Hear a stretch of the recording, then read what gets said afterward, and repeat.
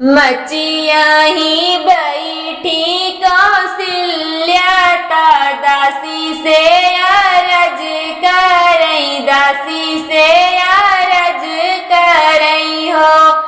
मचिया ही बैठी कौशल्या दासी से अरज करई, दासी से अरज करई हो।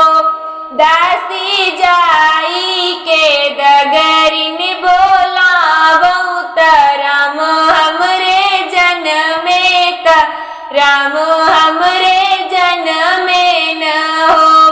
दासी जाई के डगरिन बोलावऊ त राम हमरे जनमे त राम हमरे जनमे न हो। गोता जा बैठे दुआरे वाता गोती न ओ सरे वाता गोती न ओ सरे वाई हो। गोता जा बैठे दुआरे वाता गोती न ओ सरे वाता गोती न ओ सरे वाई हो। सखिया इंद्र जी बैठे चौपैया वहीं से वहीं बोलई, वहीं से वहीं बोलई हो। सखिया इंद्र जी बैठे चौपैया वहीं से वहीं बोलई, वहीं से वहीं बोलई हो।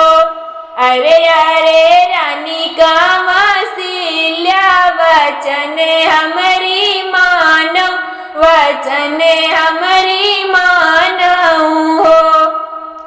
अरे अरे रानी कौशल्या वचन हमरी मानो, वचन हमरी मानो हो।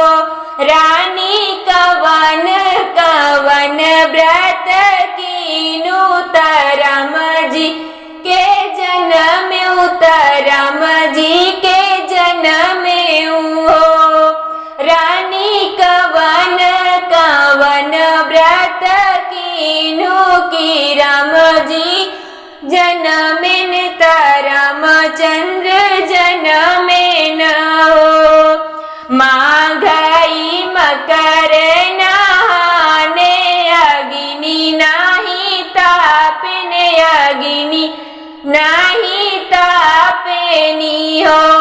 माघई मकर नहाने अग्नि नहीं तापे, अग्नि नहीं तापेनी हो।